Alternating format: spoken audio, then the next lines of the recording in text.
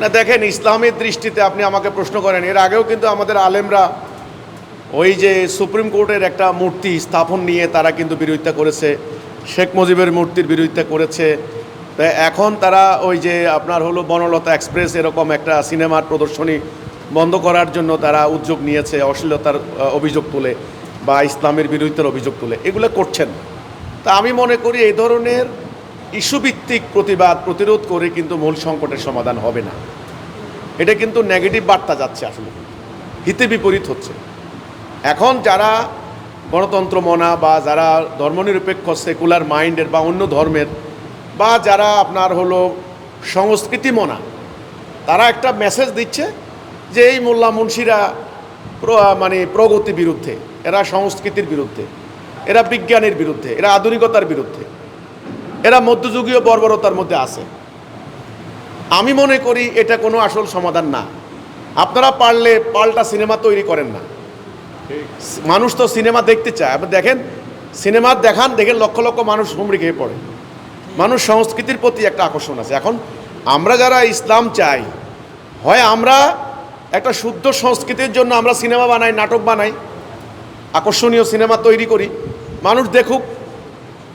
সেগুলি না করতে পেরে আপনারা, এটা প্রথম কথা। দ্বিতীয় কথা হলো, আপনারা রাষ্ট্র ব্যবস্থাটাই, রাষ্ট্রে কিন্তু রাষ্ট্রীয় আইনে তাদেরকে অনুমোদন দিয়েছে। ওরা কিন্তু বলেছে যে এই যে সেন্সর বোর্ড, সরকারকে নির্দিষ্ট ট্যাক্স দিয়ে সরকার সেন্সর বোর্ড কোনটা চলবে কোনটা চলবে না, এই পারমিশন তারা পেয়েছে। তাহলে এই রাষ্ট্রের এই সংবিধান তাদেরকে অনুমোদন দিয়েছে। আপনি তো কিন্তু এক হিসাবে এটা মানবাধিকার লঙ্ঘন, বাক স্বাধীনতা হরণ হচ্ছে। আমি বলবো আলেমদেরকে যে এটা করা উচিত, আগে এটা করেন। সেটা পারেন তো সবাই মিলে একত্রিত হন, হয়ে আল্লাহর দিনটা কায়েম করেন। দিন কায়েম করলে যে অথরিটি হবে, কোরআনের অথরিটি, কর্তৃপক্ষ, তখন আপনারা কোনটা প্রদর্শন করবেন কোনটা প্রদর্শন করবেন না, সেটা আপনারা একটা বৈধতা পাবেন। কিন্তু এখন আপনারা যেগুলি করছেন, সংখ্যা দেখাইয়া, মিছিল করিয়া, মানববন্ধন করিয়া, হুমকি দিয়া, এটাকে তো তারা মব বলবে, মব তো এটা বলবে তারা। এই যে আজকে দেখলাম অন্যরা অলরেডি প্রতিবাদ করছে।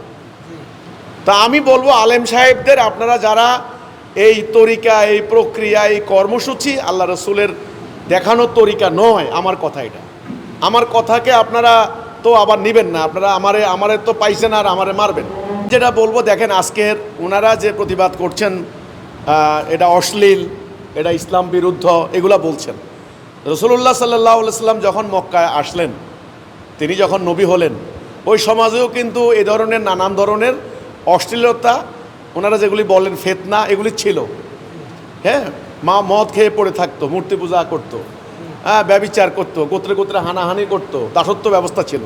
উনি কি একটা একটা করে মিছিল করে কি বন্ধ করে দিয়েছেন নাকি? নো, ইনি পুরো জীবন ব্যবস্থাটা পরিবর্তন করেছেন।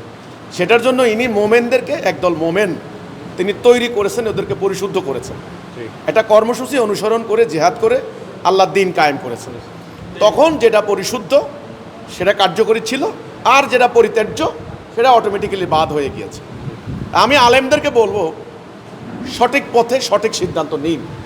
এই ধরনের স্পরেডিকের সিদ্ধান্ত নিয়ে, বিক্ষিপ্ত বিচ্ছিন্ন সিদ্ধান্ত নিয়ে আমাদের আরও বড় বদনাম হবে, ইসলামের বদনাম হবে। ইসলামটাকে তারা বলবে পশ্চাৎপদ, আপনার হলো সংস্কৃতি বিরোধী, বিজ্ঞান বিরোধী, এরা আধুনিকতার বিরুদ্ধে, ইত্যাদি ইত্যাদি। তো কাজেই এটা কোনো সঠিক প্রক্রিয়া নয়।